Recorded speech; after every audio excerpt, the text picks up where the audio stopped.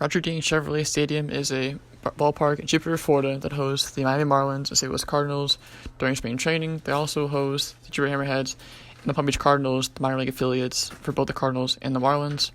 I went to a game this spring break to work in the press box, and I thought it'd be a fun idea to give the audience a chance to see what goes on behind the scenes. Up next for the Marlins, the shortstop number 19, Miguel Rojas. Andrew Miller is the media relations manager for Roger Dean Chevrolet Stadium. He talked about what all goes on throughout the game for positions, and also discussed how he became in media relations from FSU to where he is right now.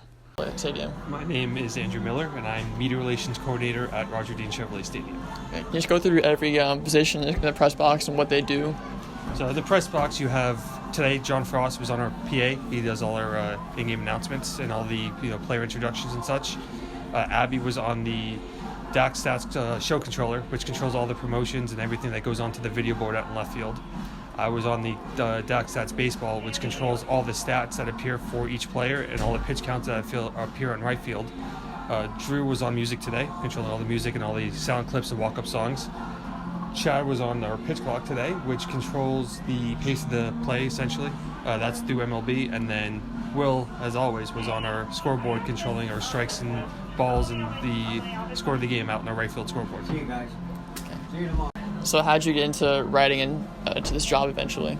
So it started when I was growing up. I went to the Baltimore Orioles spring training facility in Fort Lauderdale a lot.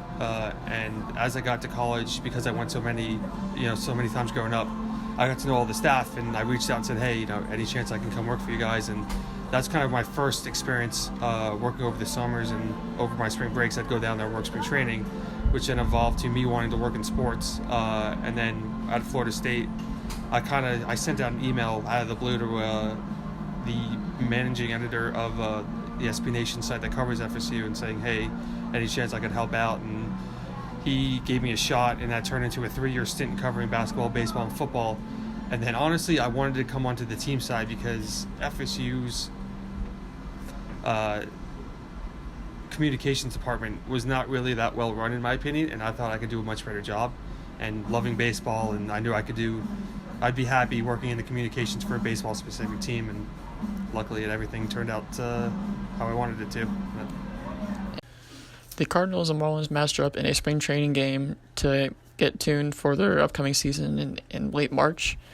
These kind of games are basically ways for the starters to get their reps in and also get the fans more engaged in a smaller setting.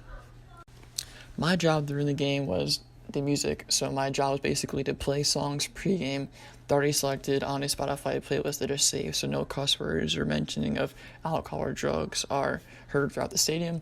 I also play the players' walk-up songs. Those can range from classic rock to Hispanic to whatever they desire that's clean. For foul balls, I'll play funny noises like random cars honking or dogs barking. If the Cardinals win, maybe a song I always play for them. It's Sweet Victory from SpongeBob. Our rally song I always play for them is Turbulence by Lil Jon. It always riles them up. This is probably one of the most fun jobs I've had. It's just basically playing music and getting paid for it, so I'm not complaining. One thing that most people don't know about a press box that's pretty interesting. I think people just don't understand all the stuff that goes on up here because, while a fan usually sits in the game and kind of just relaxes for 3 hours, it's nonstop. I don't want to say chaos, but it's nonstop, talking to each other and making sure that the correct promotions are run in game or, the correct headshots and stats. You're working for 3 straight hours as opposed to sitting back and relaxing and watching a game. So I think just the speed of everything up here compared to, watching a game in the stands is something that most people don't realize.